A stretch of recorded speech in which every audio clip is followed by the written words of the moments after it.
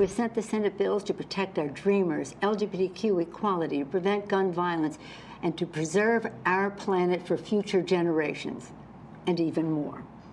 All of this is possible for America. Who was standing in the way? Mitch McConnell and Donald Trump. So here is our answer. We will remember in November. Let's bring in New York GOP Congresswoman Elise Stefanik. Good morning to you. Good morning. Great to be with you. Good to see you. What's your reaction to that Trump and McConnell are standing in the way of the Democratic agenda?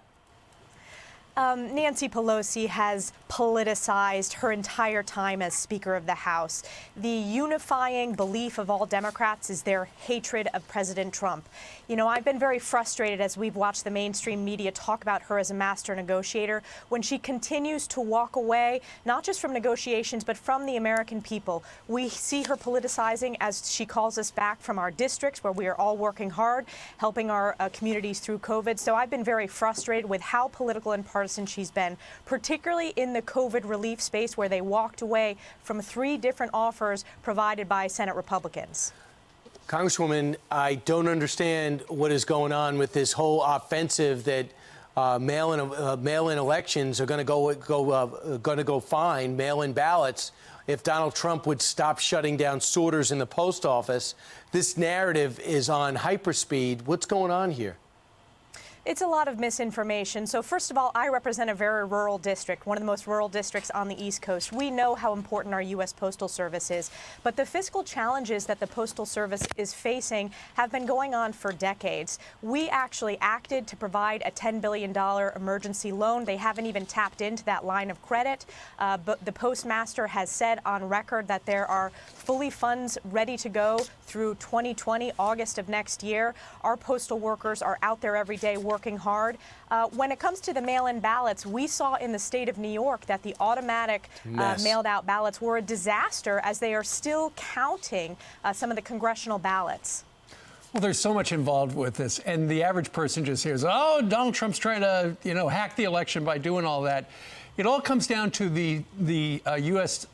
Postal Service's Postmaster General sent out that note and said, because some states have short turnarounds, you can actually ask for a ballot on the Thursday before the Tuesday of the election. And they just said, we don't know that we're going to be able to get that back to the counters in time. And that's where this all started. And I know the Republicans are going to oppose any more money. The Postal Service said that they've got enough cash to run through 2021. So I don't know what the big deal is. However, something you've been on this program, Congresswoman, to talk about in the past is Andrew Cuomo and the way he has taken care of the COVID problems, particularly with the nursing homes.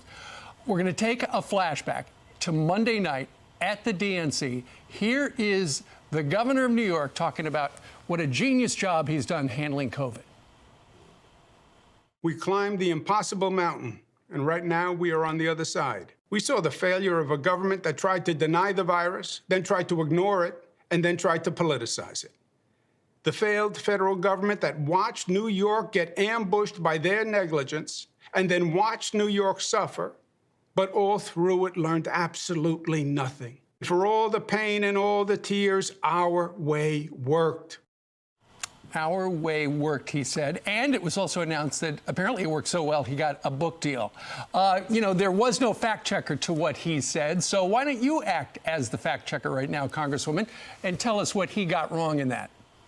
So I'd be happy to act as the fact checker for Governor Cuomo as he continues to lie to the American people. First of all, when he talks about the mountain that we climbed, that's the mountain of deaths. And many of those deaths were caused by Governor Cuomo's failed and fatal nursing home policies. We lost more people in the state of New York than any other state across this country because of this mismanagement of the governor of New York State. In addition, when it comes to the federal support, the federal government and President Trump provided more support to New York State than any other state in the nation because we were the epicenter, because of the failed leadership, not just of Governor Cuomo, but of Mayor de Blasio. For example, we significantly increased the testing capacity of New York State. We sent the Navy comfort ship that was not used. We gave guidance from CMS about how we can protect nursing home policies. Governor Cuomo ignored that.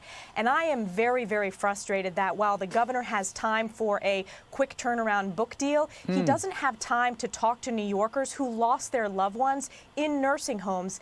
Those families deserve answers. They deserve accountability and transparency so that we can make sure those fatal and failed policies never happen again and we continue to protect our most vulnerable. Congresswoman, thank you for joining us. Thank you.